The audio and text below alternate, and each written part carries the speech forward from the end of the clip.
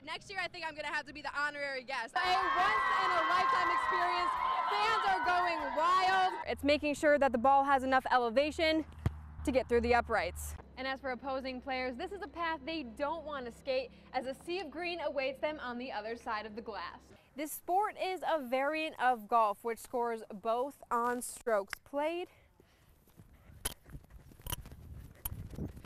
and time taken to complete the round.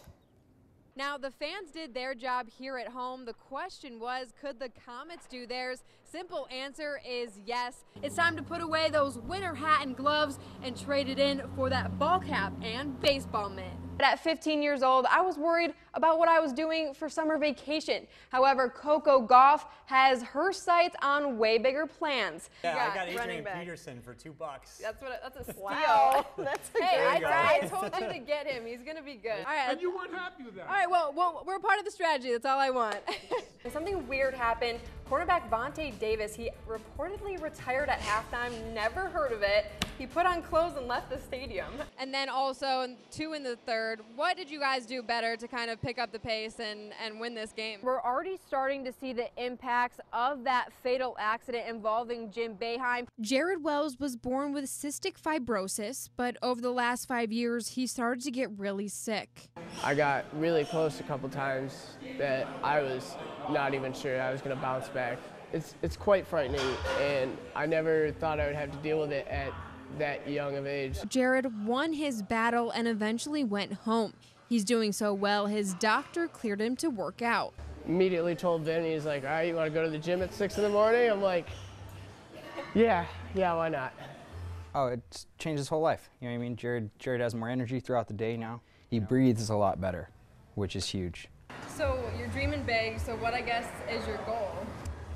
Hopefully, I would like to become a bodybuilder, maybe compete, but as of right now, maybe just for myself. As some of us have experienced, those first couple of gym sessions can be painful. I want to say about the first 10 days were really sore, but my body's getting used to it and it's not as bad, you know? So I'm able to go to bed and not be like, ah. And with the help of social media, Jared's story is touching millions of lives. If he doesn't have any excuses to hit the gym, I don't think anybody else could have one. And so you've kind of blown up. Are you surprised by how much attention that you're getting? Definitely. I honestly didn't see that going anywhere, and the next thing I knew, I was 3 million views, 4 million, just going up. I really do appreciate all the motivation and support that everyone's given me. And it's definitely getting me to get up out of bed, because I know a lot of people are loving to see the journey, and I'm glad I can inspire a lot of people while doing it. Hey there, Don and Kristen. I'm live outside the Class of 1965 arena here on the campus of Colgate University. Now, dozens gathered for today's press conference that just got over a little while ago, and they officially introduced the new Vice President and Athletic Director for Colgate, Nikki Moore. Now, Raiders head coaches, players, and staff members gathered in the lobby as Nikki Moore was officially introduced. Now, after a national search, Moore was selected to lead Colgate's athletics, recreation, and physical education programs. This is a prestigious position. Colgate sponsors 25 Division I teams and over 500 student athletes. Moore certainly has the experience. She served as Senior Associate Athletic Director and Senior Women Administrator for the University of North Carolina at Chapel Hill since 2015, and if you're a sports fan, you know how well they've done at sports. She also talked about how welcome the Colgate community has already made her feel, even though she doesn't officially take over until July 1st. Now, coming up at 6 in sports, we'll hear from the outgoing athletic director, Vicki Chung, and she talks about how excited she is to pass the baton to Moore. But for now, Don and Kristen, back to you. Okay, Alicia Daddario live at Colgate tonight. If you're a Comets fan, you've probably seen 2 guys dressed in green bodysuits dancing in their seats or taunting players in the penalty box. They're known as the Utica Green Man and the Other Green Man. They've been supporting the Comets since the team came to Utica in 2013. Tonight, News Channel 2's Alicia Daddario will help you get to know them a little better. Go Comets! Meet the Utica Green Men. It all began when the team was formed back in 2013 and two strangers became good friends. We didn't know each other at all before we even started doing this. But we did not meet up in person until the first game when we basically were sitting right here in these seats. And we didn't even see what each other looked like until after doing this for about 6 months. I would consider you a pal. The idea originated from the Comets parent club, the Vancouver Canucks. This just ended up working out really well because there's two of us and two of the guys up in Vancouver, and they got it from It's Always Sunny. So it's kind of almost been like a trickle down. They basically said, yeah, you know, we're all for it. The more the merrier. Yeah, so, I mean, once we got that, we were kind of hyped about that, then we got them on board for it. After the Canucks green men retired in 2014, these two are still waiting for their call-up to the big leagues. We're still hoping. That's the dream. Fingers crossed. I mean, I'm still waiting for that call. We're the only two green men left in the organization. So, I mean, it's only a matter of time, right? Coach, seriously, if you ever need some backup, yeah, we're right here, buddy. I mean, I'm ready to book my ticket. But back here in Utica, both agree the gig is exhausting, but their fellow fans keep them going. The fans are why we do this. I mean, we have fun with the players and everything, but there's no doubt it's the fan interaction that keeps us doing what we do. It's a fun way to end the day or to start the weekend or something like that, just to get out of work mode and come and do something like this, which is just purely fun. Really stupid and fun. Pretty much, yeah. And as for opposing players, this is a path they don't want to skate, as a sea of green awaits them on the other side of the glass. You do get some that kind of have a little bit of a temper, but you know, that's why we put them in here and then we go to work. The best part is when we're attacking down here. So naturally they were trying to watch their guys on defense, trying to, you know, keep us from scoring, and all they see is us right here. Yeah, we're usually staring back at them. From the sports station, here's Alicia Daddario.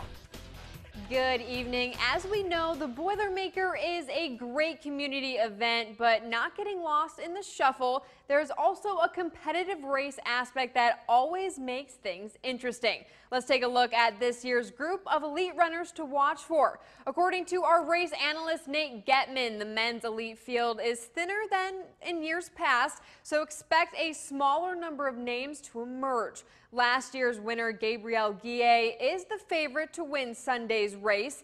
Then on the women's side, Getman expects a sweep from the Ethiopians, led by Rudy Agasora, who won the Tokyo Marathon with a time of 2:20. As for the top local runners, a pretty cool story here. A husband and wife duo, Matt Lacey and Kat Beck from Clinton, look to lead the pack. Getman will be on the call for us, and he talks about what he looks for as the race unfolds. Through the golf course is when they kind of separate, and we know usually in the golf course who among maybe 5 or 6 runners are still left, and then at Burstone it's between usually 2 or 3 runners. So you're looking at, are they looking back behind them? Are they grabbing a lot of water? Are they look very tired? You watch their arm carry, you watch whether their strides have shortened a lot, and you just kind of you look at the look on their faces to see if they're grimacing a lot. So you notice those things. It's harder to see from where we are as it was on the truck, but so we have a pretty good vantage point.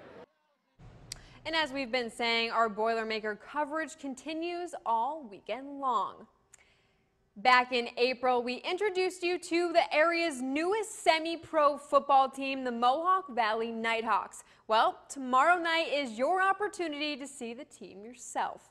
Formerly known as the Utica Yard Dogs, the Nighthawks are under new management and are rebranding football right here in the Mohawk Valley. The team is led by head coach Ken Marion, with the majority of players being local products. The Nighthawks kicked off their inaugural season with a huge win over the defending EFL champion Hudson Valley Mountaineers. Then in their first home game, MV lost a tough 1-point contest to the Brunswick Bobcats, but the Hawks returned to Waterville High School looking for that first win in front of the home crowd.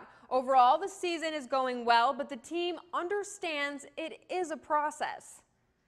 So far, basically, it's just like you said, it's all about learning. Yeah. So we have to learn each other. You have to learn how to work with each other. You have to learn how to perform well as a team. I cannot wait.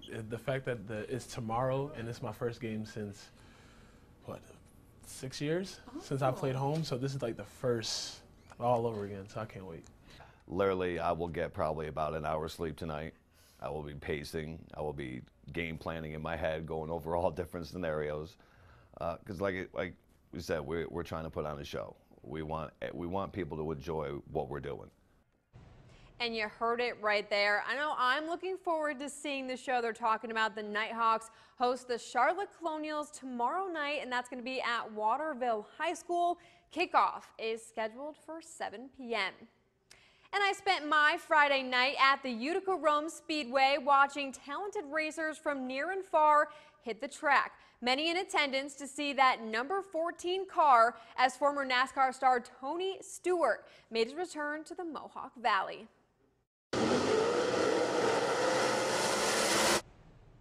The last time Stewart competed at the Utica Rome Speedway, he scored a 5th place finish against the All-Star Circuit of Champions. But a lot has changed since that 2012 visit. Not only did Stewart retire from NASCAR, he's actually the owner of the Ollie's Bargain Outlet All-Star Circuit of Champions. Did that help? Heck yeah. Tonight, Stewart earned 2nd place, finishing behind Aaron Rutzel, his 6th win of the year and 15th of his career.